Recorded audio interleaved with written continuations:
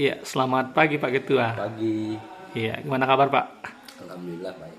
Oh iya. Iya, eh, ini terkait anggaran Pilkada Mamasa yang sampai hari ini belum turun ya Pak ya. Dan ada wacana dari beberapa aktivis untuk mendorong dilakukan rasionalisasi karena dianggap terlalu tinggi dan eh, juga upaya untuk membantu pemerintah daerah di dalam menyelesaikan persoalan keuangan. Ya, bagaimana tanggapannya, Pak? Baik, terima kasih. Selamat pagi untuk teman-teman. Pertama-tama saya ucapkan banyak terima kasih kepada teman-teman MDB TV yang kemudian selalu menjadi satu media dan corong informasi untuk perkembangan dan pembangunan Kabupaten Mamasa yang kita cintai dan yang banggakan ini. Terkait dengan hal-hal yang ditanyakan atau disampaikan oleh teman-teman terkait dengan persoalan rasionalisasi, pertama saya ingin mengatakan bahwa tentu kami menghargai itu sebagai bagian dari cara pandang atau proses demokrasi untuk kemudian ingin melihat bahwa ingin kita lihat Mamasa ini jauh lebih baik ke depan. Tentu harapan dan niatan teman-teman itu saya pikir itu motivasinya kan. Nah, bahwa anggaran yang telah kita sepakati dengan pemerintah daerah di angka 35 melalui NPHD yang telah kita sepakati per tanggal 28 November 2023 itu memang adalah kesepakatan itu tidak wujud-wujud ada gitu kan, tetapi itu sudah melalui beberapa rangkaian proses termasuk proses rasionalisasi dengan pemerintah daerah gitu kan. Nah, saya ingat betul bahwa kita beberapa kali membahas di keuangan sehingga sampai pada di ujung disepakati di angka 35 miliar itu. Nah, bahwa anggaran yang ada saat ini pemerintah, kemarin saya sempat bicara juga dengan Pak PJ. Ya, tentu belum menyampaikan tetap akan mengalokasikan anggaran sesuai dengan apa yang menjadi kebutuhan oleh teman-teman KPU. Meskipun demikian, pada prinsipnya bahwa KPU itu harus selalu dipandang sebagai penerima hibah. Pemda adalah pemberi hibah. Nah, kewenangan dari Pemda untuk memberikan hibah kepada kami dengan berdasarkan besaran-besaran yang diinginkan oleh Pemda, tentu itu menjadi domainnya Pemda. Tetapi yang menjadi catatan bagi KPU adalah kalau misalkan pemerintah daerah memberikan anggaran sesuai dengan kemampuan yang ada, maka berikan kami catatan, paling tidak sebagai dasar pegangan kita dalam pelaksanaan penyelenggaraan pilkada, tahapan-tahapan pilkada dalam pengelolaan anggaran yang dimaksud itu. Karena kenapa? Karena kalau kami tidak ada pegangan, maka ketentuan dalam surat edaran dari Mendagri 40-60% misalkan itu, tentu itu menjadi pegangan kita bersama, ya kan? Jadi kalau tidak ada surat yang bisa mendasari dari angka 40-60% untuk bisa melaksanakan, ini kan jangan sampai kami matinya di kami, gitu.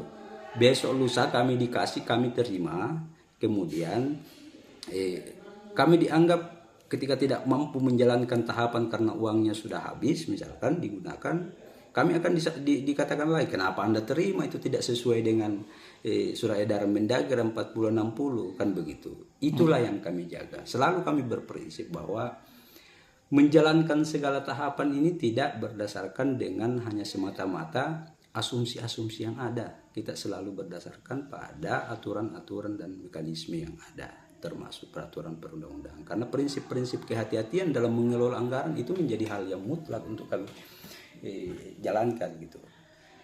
Nah, saya pikir itu yang saya bisa sampaikan. Kami KPU sama sekali, saya sejak awal mengatakan bahwa KPU tidak pernah mau memaksakan bahwa harus sekian yang harus ditransfer oleh Pemda. Karena kita tahu bersama bahwa Pemda selama ini kan mengatakan bahwa ada defisit, ada kondisi keuangan kita yang tidak sehat dan sebagainya. Tentu itu adalah bagian dari domain Pemda.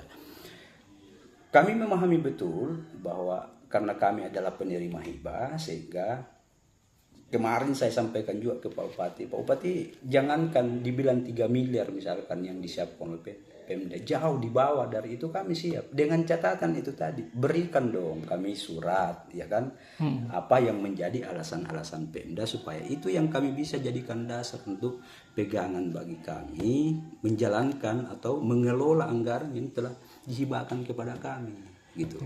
Ya. Ya, kan KPU sudah memiliki dasarkannya dengan adanya NPHD. Nah, kira-kira bagaimana tahapannya atau prosedurnya jika misalnya hal itu terjadi rasionalisasi? Jadi gini, di NPHD itu jelas di ketentuan di pasal 8 kalau saya tidak salah.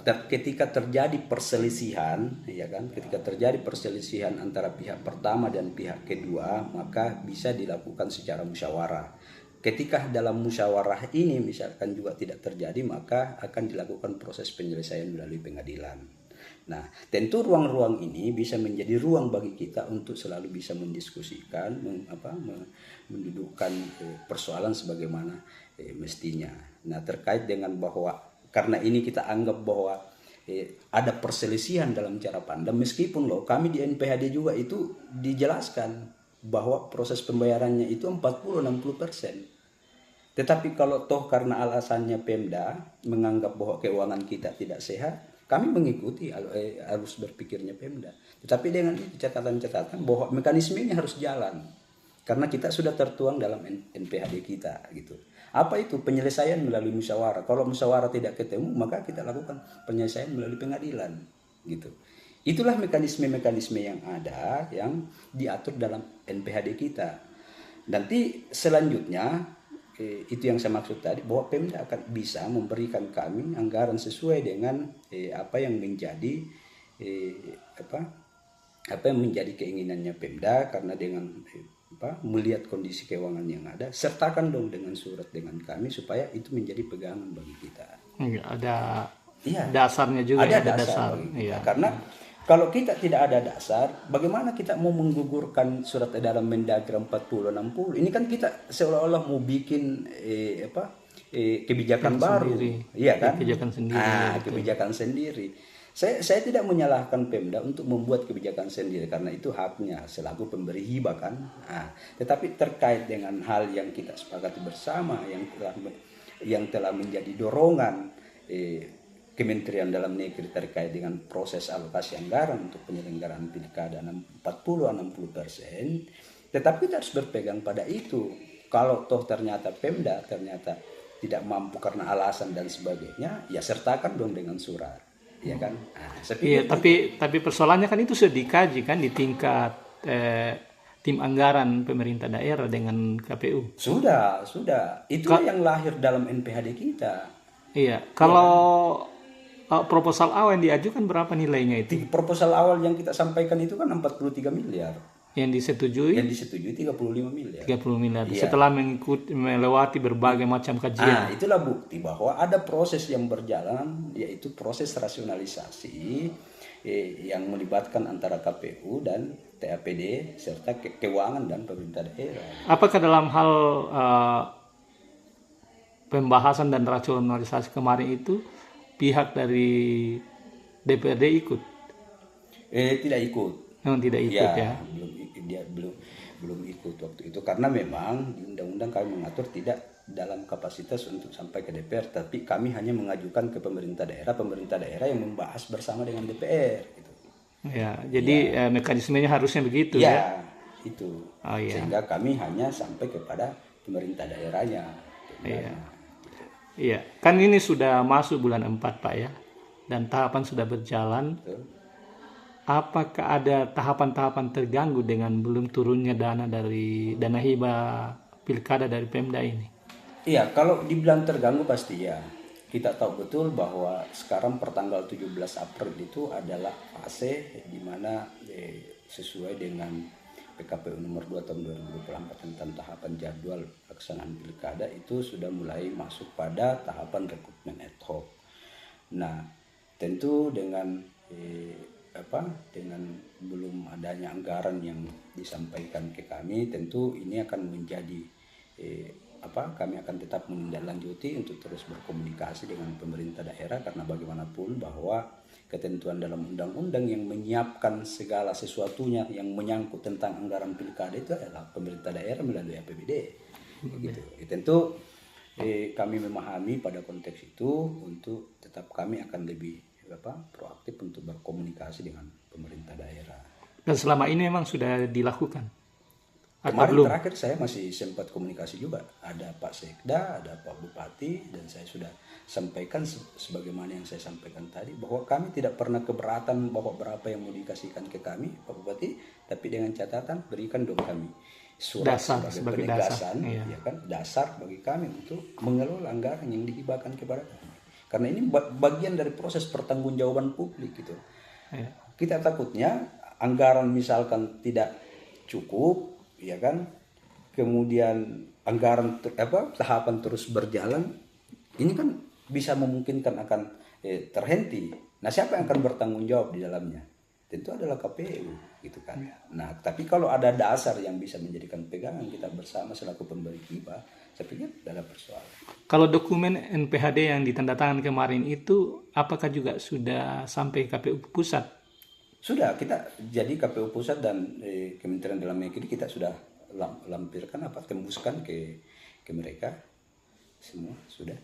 Jadi apabila misalnya ada rasionalisasi lagi, apakah NPHD itu akan ditarik atau bagaimana mekanisme? Dimungkinkan karena ada proses penyelesaian perselisihan, ya kan. Oh, kita di pengadilan itu. Ya, jadi ada memang ruang, ada perasa di dalam NPHD kita yang memungkinkan untuk terjadinya penyelesaian perselisihan. Tetapi yang saya maksud adalah mekanismenya harus jalan sesuai dengan yang ditentukan bersama, gitu kan.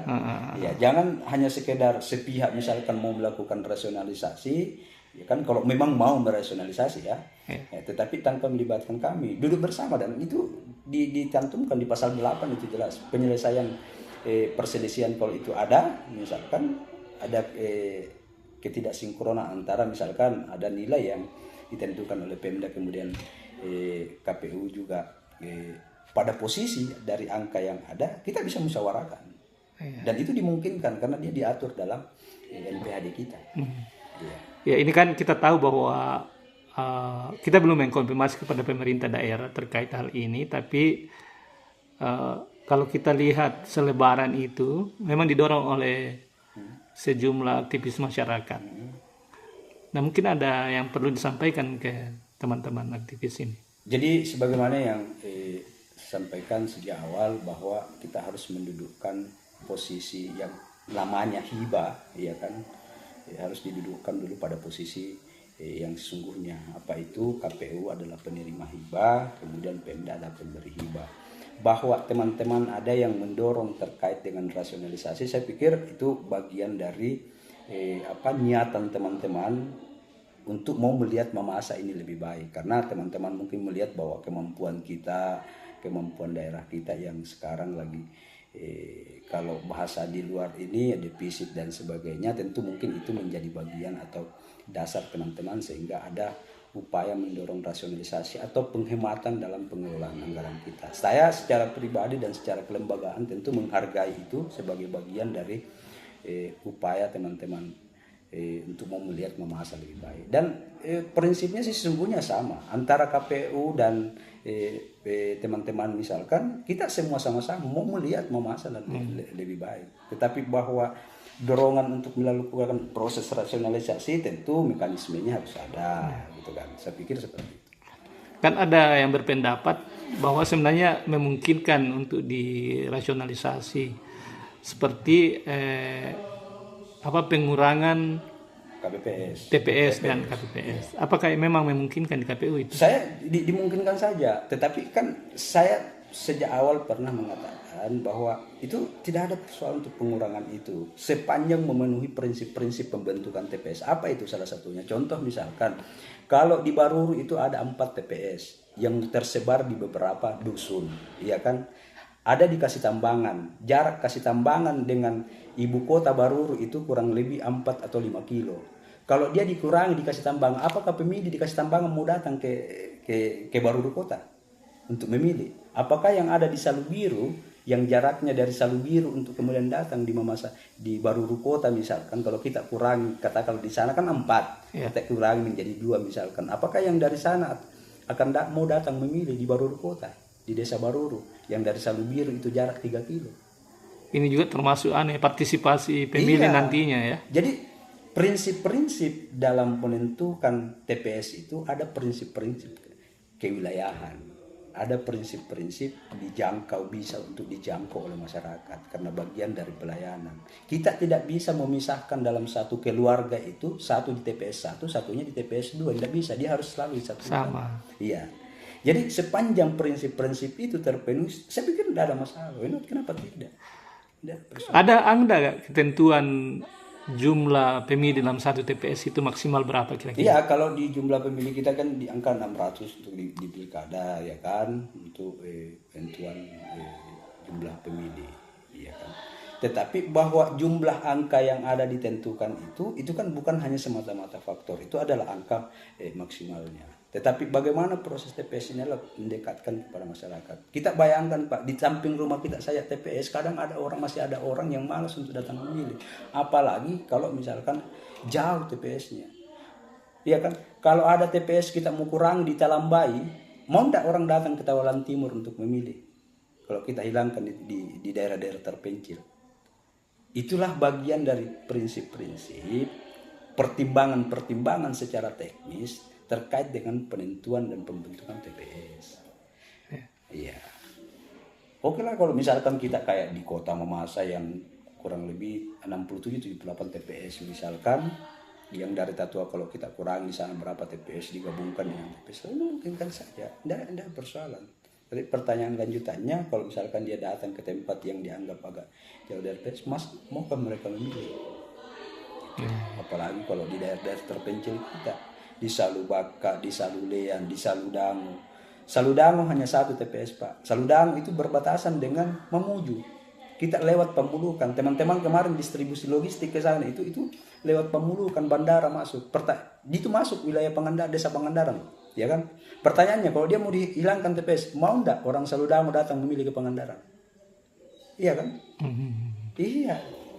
Karena prinsip-prinsip tetap memperhatikan kewilayahan dan mudah dijangkau, aksesibilitas itu, iya kan? Apalagi kalau ada saudara-saudara kita yang disabilitas misalkan, semua secara teknis itu teman-teman penyelenggara memikirkan, gitu. Untuk jumlah TPS Pak, apakah ada perbedaan pelaksanaan pilkada sebelumnya yang 600 TPS Kabupaten Mamasa ya? Jadi pemilu itu kan memang ada batasan terkait dengan 600 itu kan termasuk ada loksus 1 kita di lapas. Yang sebelumnya itu tidak ada, sehingga itu bagian ada penambahan. Kalau saya tidak salah kemarin ada penambahan di 586 TPS kita di pilkada kalau saya tidak salah waktu itu, kemudian dan di 2019 kemudian itu naik menjadi 600 karena prinsip-prinsip itu tadi, salah satunya kan pembentukan itu tadi. Nah, ditambah 1 loksus karena lokasi khusus itu tidak dimungkinkan bahwa ada tahanan yang kemudian dia harus keluar untuk memilih, sedangkan mereka juga kan punya hak untuk memilih, sehingga harus dibentuk satu TPS di lapas. Satu lagi Pak yang kemungkinan bisa berpengaruh terhadap nilai atau nilai hibah ini. Apakah memang ada ketentuan nilai honor? Apa dasar penentuan nilai honor sebuah daerah misalnya? Iya, jadi nilai honor itu sudah ditentukan dalam surat edaran Menteri Keuangan 476 kalau saya tidak salah terkait dengan biaya masukan. Itu jelas tidak bisa diganggu gugat itu. Soal itu nominalnya? Iya, nominalnya. Jadi ketua PPK itu 2,5 dan saya sudah sampaikan rinciannya itu. Dan itu tidak bisa diganggu karena itu sudah ditentukan. Sudah ada ketentuannya. Iya, sudah ada ketentuan. Berarti hanya memungkinkan itu terjadi pada pengurangan TPS. Ya memungkinkan kalau misalkan TPS memungkinkan untuk dikurangi, tetapi prinsip-prinsip itu tadi ya. Prinsip-prinsip itu tadi tetap harus kami penuhi. Bukan hanya sekedar bahwa jumlah pemilih, kuantitas pemilih yang harus terpenuhi, tapi prinsip-prinsip lain juga harus terpenuhi. Iya. Gitu. Iya. Iya. Jadi jika pada akhirnya harus ketemu di pengadilan Pak, ini kan mengarah ke sana sesuai pasal-pasal di MPHD ya. KPU siap. Siap dong, iya. Tapi saya sebenarnya tidak berharap harus sampai ke sana, ya kan? Saya selalu bilang bahwa kita ini di Kabupaten Mamasa selalu memegang teguh tentang prinsip-prinsip musyawarah dalam menyelesaikan persoalan, Pak. Itu jelas nilai-nilai kebudayaan kita. Dalam menyelesaikan satu persoalan itu selalu kita mengedepankan prinsip-prinsip kekeluargaan dan musyawarah. Itulah ciri khasnya kita di Mamasa. Dan makanya saya bilang, hanya memang kalau memang itu tidak akan ketemu, ya tentu mekanisme itu juga harus jalan. Karena itu sudah menjadi kesepakatan kita dalam NPHD kita. Itu dituangkan di pasal 8 kalau saya tidak salah. Oke. Ya, baik Pak Ketua. Siap, makasih banyak.